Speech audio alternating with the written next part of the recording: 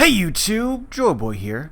So, today I want to talk about a really strange detail that was revealed in chapter 875 of One Piece and how it could potentially influence the story.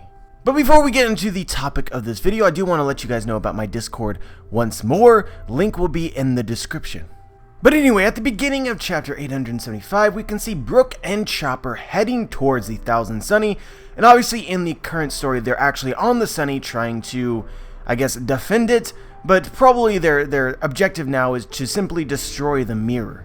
But there was this throwaway scene as they were heading towards the Sunny that I have little doubt will become extremely important as this arc finishes. And this is what happens. They see this Tiger Sea King, and Chopper says, Brook, it looks like a mermaid. What, a mermaid? Oh wait, it's a merman, come on. What's he doing, fishing? Now I want you guys to know that there is some possibility that there are mermen who take residence in Totland and perhaps are loyal to Big Mom. However, we have yet to meet any of these people. The only fishmen that we knew of that were in Fishman Island were Jinbei's Sun Pirates. But then you gotta think, if there are in fact mermen other than the Sun Pirates that would be possibly in Whole Cake Island, why is it that they would be fishing when all of this shit is going down? And why exactly would Oda feel the need to tell us? All this leads me to the conclusion, a very strong conclusion, that the Sun Pirates have not left Whole Cake Island yet. And honestly, this makes sense to me. In fact, it didn't quite make perfect sense for them to have left Jinbei to his doom beforehand. Now, Jinbei has a self-sacrificial nature, so he often will tell people to go and protect himself while he shoulders the burden. And so I can imagine that if you've been around Jinbei for long enough, you know not to argue with him, you just agree with him and then you help him without him being aware of it. If he's so dead set on protecting you. Or maybe they just realized a huge flaw in their plan beforehand and were attempting to help them by taking care of it. But this all leads into what exactly are they doing? And so they're supposed to be fishing. And the absolute only thing that makes sense to me, and a lot of people have brought this up, is that they are actually removing and potentially deactivating the territorial sea slugs. This was actually brought up just a chapter before we get to see the scene with Chopper and Brook, where we have Mondor issuing commands and basically telling us that even if the Straw Hats and the Germa and Capone's crew attempted to leave Whole Cake Island, that there will be a siege net formed around them, starting off with all the various islands that compose Totland. And he says this specifically: get your tart ships ready, await orders at the harbor, and await the signal from the territorial sea slugs. So the tart ships are not going to go anywhere until they get this order, and in order for them to act on this order, they must receive a signal from these territorial sea slugs, which means that if they are in some way deactivated or captured or whatever it is that Jinbei's crew is doing, then the tart ships won't act. But even if they were, we were also told that the majority of Big Mom's defenses are going to be centered around Whole Cake Island at this exact time, which means that they can't just flood the sea with a bunch of ships, and that without these sea slugs being able to track the movements of the various allied ships that are attempting to leave, then it will be very difficult to find them. So here's what I think happened. I think that the Sun Pirates acted as though they were going to leave, perhaps put their ships somewhere safe outside of Big Mom's territory, and then the crew spread out across Whole Cake Island or across Totland and deactivated all of the territorial sea slugs, or the vast majority of them. And so in the time that has occurred, in the present story, they have made it all the way up into Whole Cake Island, deactivating these territorial sea slugs. Keeping in mind that Brook and Chopper were actually in the river on the inside of Whole Cake Island, so I'm pretty sure that this is what they were seeing a fishman doing. And I think it's important that they didn't see a group of fishmen, they just saw one, which means that they spread out. And so guys, with this established, which I feel like is really solid, now where is this going? And I think the most obvious, straightforward way that you can approach this is that this will help the Straw Hats escape from Whole Cake Island, and then eventually escape from Totland. Escaping from Big Mom's entire fleet is just straight up impossible, no matter what situation that you are in. And so as of the last chapter, it's pretty clear that these strats aren't going to leave while Big Mom is raging, which, as I stated many times long time ago in the past, was really the only way that they were going to sneak out of Whole Cake Island safely. But with essentially feeding her this cake, bringing her back into her senses, and then giving the Big Mom pirates time enough to figure out what's going on and group themselves, there's just no reasonable way to leave. And this is especially true if they know exactly where you are due to these territorial sea slugs. So basically what I'm saying here is that as long as the Big Mom pirates and the strats remain enemies, this is absolutely necessary to get the Straw Hats out. Once the Big Mom pirates lose sight of the Straw Hats, then they would lose the ability to track them. But honestly, guys, I don't find this speculation to be very interesting at all. It's like, okay, yay, they now have an ability to escape without being detected. That's it. I would prefer to believe that Oda would use this in a very interesting way. And so let's actually combine this detail with a previous speculation, a previous theory, which is at the end of my Whole Cake Island Mega Theory, I mentioned this. I believe it's the only time that I have, and I first heard this from Sawyer, and I think Sawyer heard this from somewhere else. But somebody happened to read chapter 420 during all the events that are going on now, so props to whoever that was. But the cover story of chapter 420 is incredibly interesting. Basically, you have Sanji making a cake. The cake has damage that is very similar to the damage the Tamate Bako box gave to Big Mom's castle. In the background, you have a cage full of animals, which could be similar to how Big Mom sort of keeps creatures and books and has her own prison. All of these things are too coincidental to me for me to not believe that this was foreshadowing as to the events at Whole Cake Island.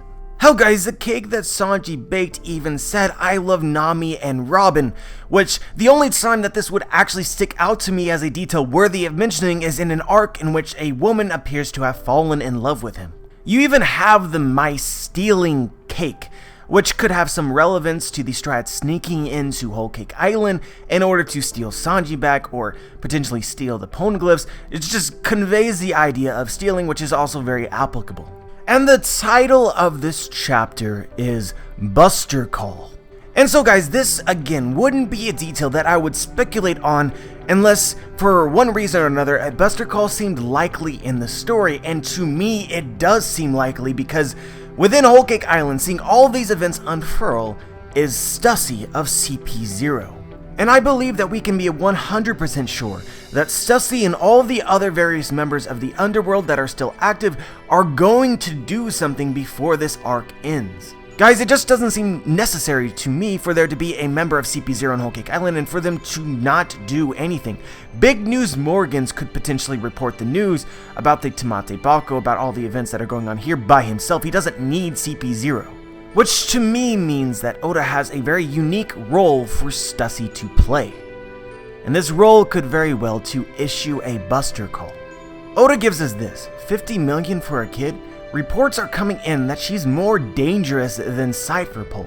Capture her before she gets too big to control. This is an actual point of discussion which is not entirely clear, but I personally believe that CP0 would revel in the opportunity to capture Big Mom. Capture or kill, whatever that they can do to limit her power is to the benefit of the Tenryubito and the Celestial Dragon and the world government. Because Big Mom most assuredly is a very dangerous woman.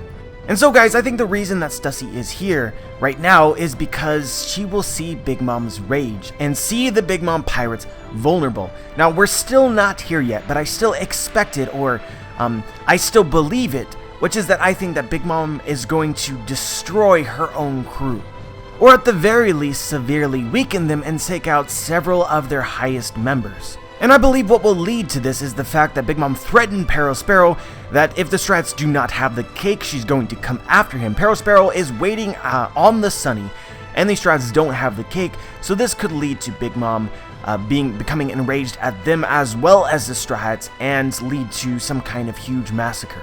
Again guys, Oda is very thorough and chooses his words very carefully, and there isn't a lot of fluff, usually.